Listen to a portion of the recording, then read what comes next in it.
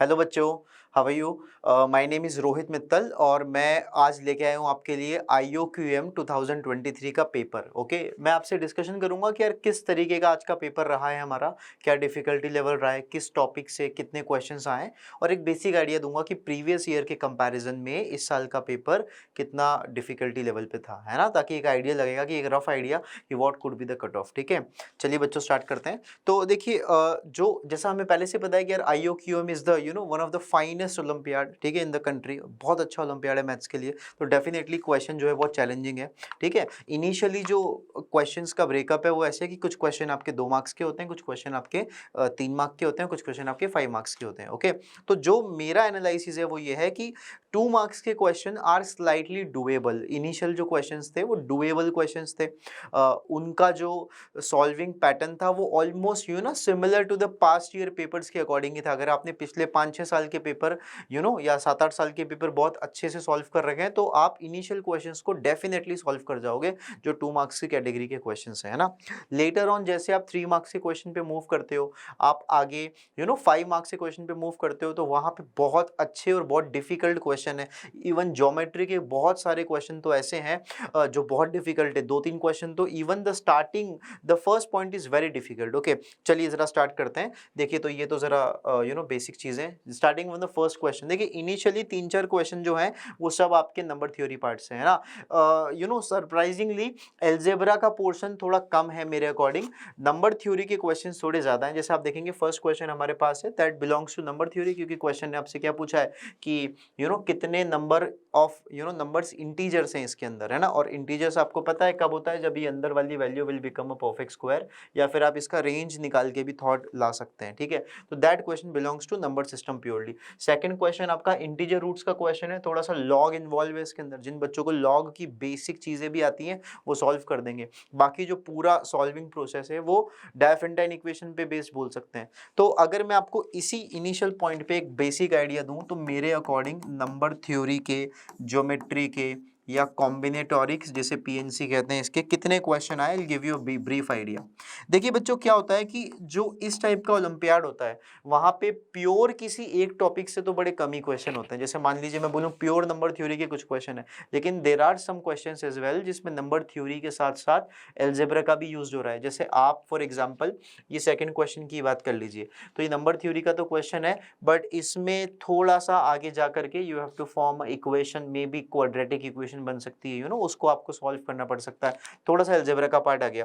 Question number 4 पे आप देख सकते हैं, ये भी एक अच्छा सवाल है। ठीक है, तो ऐसे क्वेश्चंस वो होते हैं जिसके अंदर नंबर थ्योरी के साथ साथ थोड़ी अलजेब्रा भी आती है। या आगे जाके आप देखेंगे बहुत सारे क्वेश्चन आपके पीएनसी से हैं, तो कुछ क्वेश्चन पीएनसी के ऐसे हैं जिसमें थोड़ा बहुत ज्योमेट्री का भी यूज हो रहा है। कुछ ज्योमेट्री के क्वेश्चन ऐसे हैं जिसमें काउंटिंग करनी पड़ रही है, जो हम कॉम्बिनेटोरिक्स में सिखाते हैं। तो समहाउ कहीं ना कहीं कुछ क्वेश्चंस ऐसे हैं जो 2-3 कॉन्सेप्ट्स को लेकर के डेफिनेटली बिल्ड होते हैं। पर अगर मैं सेग्रीगेशन करूंगा तो मैं नंबर थ्योरी में अप्रॉक्स 13 क्वेश्चन देता हूं। ठीक है, डेफिनेटली 13 क्वेश्चंस नंबर थ्योरी के, तो कुछ कॉन्सेप्ट अलजेब्रा के भी यूज हो रहे हैं इसके अंदर, एक आध क्वेश्चन में ज्योमेट्री का भी कंसेप्ट यूज हो रहा है। तो ये आपके हैं, है ना। प्योर ज्योमेट्री के आपके पास 6 क्वेश्चंस हैं। कॉम्बिनेटोरिक्स का बहुत अच्छा वेटेज है, उसके 6 क्वेश्चंस है, काफी अच्छे क्वेश्चंस आए हैं इसमें से।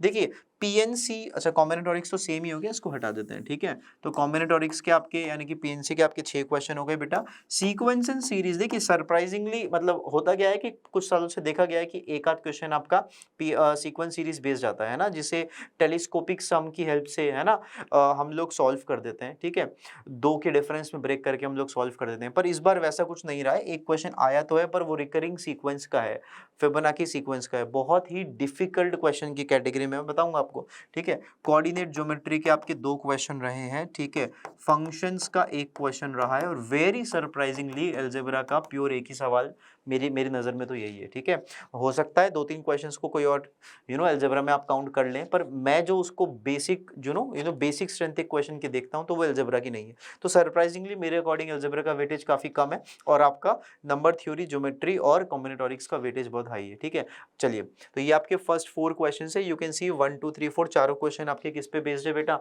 चारों क्वेश्चन आपके बेस्ड है नंबर थ्योरी पे fifth question that is actually based on triangle, और ये बहुत आसान क्वेश्चन है। जैसा मैंने बोला इनिशियल क्वेश्चन आसान है लेकिन आगे का पेपर डिफिकल्ट है काफी। ठीक है, तो फिफ्थ क्वेश्चन एक रूटीन का क्वेश्चन है, ठीक है, जो हम एरिया वाले पॉइंट ऑफ व्यू से निकाल सकते हैं। हमारे साथ बने रहिएगा, आपको वीएमसी की तरफ से बहुत जल्दी हम लोग डिटेल सॉल्यूशंस के साथ भी मिलने वाले हैं, जहाँ पे आपको हर क्वेश्चन का डिटेल सॉल्यूशन मिलने वाला है। ठीक है, पर फिलहाल मैं जस्ट आपके साथ डिस्कशन कर रहा हूँ कि हाउ वाज द पेपर, है ना, अकॉर्डिंग टू डिफिकल्टी लेवल।